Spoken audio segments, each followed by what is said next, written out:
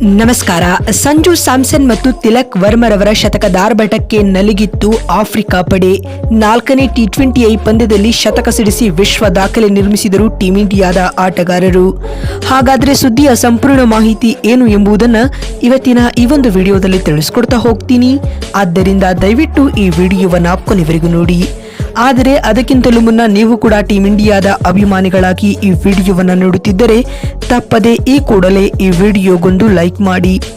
ಒಂದೆಡೆ ಸಂಜು ಸ್ಯಾಮ್ಸನ್, ಮತ್ತೊಂದೆಡೆ ತಿಲಕ್ ವರ್ಮಾ ಇಬ್ಬರು ಪೈಪೋಟಿಗೆ ಬಿದ್ದು ಅಬ್ಬರಿಸಿದರು. ಬೌಂಡರಿ ಸಿಕ್ಸರ್ ಅಬ್ಬರವೇ ಹೆಚ್ಚಾಗಿತ್ತು. ಇದಕ್ಕೆ ಆಫ್ರಿಕಾ ಬಳಿ ಉತ್ತರವೇ ಇಲ್ಲದಂತಾಯಿತು.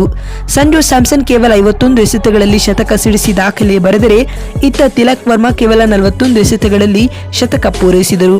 ತಿಲಕ್ ವರ್ಮಾ ಸತತ 2 ಸೆಂಚುರಿಗಳನ್ನು ಸಿಡಿಸಿದ ದಾಖಲೆಯನ್ನ ನಿರ್ಮಿಸಿದರು. ಈ ಮೂಲಕ T20 ಕ್ರಿಕೆಟ್ನಲ್ಲಿ ಸತತ 2 ಶತಕಗಳನ್ನು ಸಿಡಿಸಿದ 5ನೇ ಅಂತಾರಾಷ್ಟ್ರೀಯ ಕ್ರಿಕೆಟಿಗ ಹಾಗೂ ಭಾರತದ 2ನೇ ಕ್ರಿಕೆಟಿಗ ಅನ್ನೋ ಹೆಗ್ಗಳಿಕೆಗೆ ಪಾತ್ರರಾಗಿದ್ದಾರೆ ಸ್ನೇಹಿತರೆ. ಇದರೊಂದಿಗೆ ಇದೀಗ ಟೀಂ ಇಂಡಿಯಾವು ಮೊದಲ ಇನ್ನಿಂಗ್ಸ್ ನಲ್ಲಿ ನಿಗದಿತ 20 ಓವರ್ಗಳಲ್ಲಿ 1 ವಿಕೆಟ್ ಕಳೆದುಕೊಂಡು 283 ರನ್ ಕಲೆ ಹಾಕಿದೆ ಸ್ನೇಹಿತರೆ. ಇನ್ನು ಇದಕ್ಕೂ ಮುನ್ನ ಈ ಒಂದು ಪಂದ್ಯದಲ್ಲಿ ಟಾಸ್ ಗೆದ್ದಂತಹ ಟೀಂ ಇಂಡಿಯಾ ತಂಡದ ನಾಯಕ ಸೂರ್ಯಕುಮಾರ್ ಯಾದವ್ ಅವರು ಮೊದಲು ಬ್ಯಾಟಿಂಗ್ ಮಾಡುವ ಆಯ್ಕೆಯನ್ನ ಆಯ್ದುಕೊಳ್ಳುತ್ತಾರೆ. ಅದರಂತೆ ಸಂಜು ಸ್ಯಾಮ್ಸನ್ ಹಾಗೂ ಅಭಿಷೇಕ್ ಶರ್ಮಾ ತಂಡದ ಪರ ಓಪನರ್ಸ್ ಗಳಾಗಿ ಕಣಕ್ಕಿಳಿಯುತ್ತಾರೆ. ಈ ಜೋಡಿಯು ತಂಡಕ್ಕೆ ಉತ್ತಮ ಆರಂಭವನ್ನ ನೀಡುತ್ತದೆ. ಈ ವೇಳೆ ಅಭಿಷೇಕ್ ಶರ್ಮಾ ಕೇವಲ 18 ಎಸೆತಗಳಿಂದ 36 ರನ್ ಬಾರಿಸಿ ಪೆವಿಲಿಯನ್ಗೆ ಮರಳಿದರು.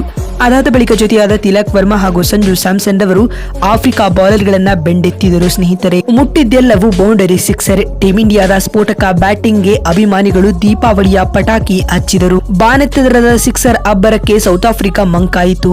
ಶರ್ಮಾ ಬಳಿಕ ಸ್ಯಾಮ್ಸನ್ ಹಾಗೂ ತಿಲಕ್ ವರ್ಮಾ ರವರ ಜೋಡಿ ಟೀಂ ಇಂಡಿಯಾದ ಬೃಹತ್ ಮೊತ್ತಕ್ಕೆ ಕಾರಣವಾದರು. ಇಬ್ಬರು 200ರ ಸ್ಟ್ರೈಕ್ ರೇಟ್ ನಲ್ಲಿ ಬ್ಯಾಟಿಂಗ್ ಮಾಡಿದರು. ಹೀಗಾಗಿ ಅಂತಾರಾಷ್ಟ್ರೀಯ T20 ಕ್ರಿಕೆಟ್ನಲ್ಲಿ ಹಲವು ದಾಖಲೆಗಳು ನಿರ್ಮಾಣವಾದವು.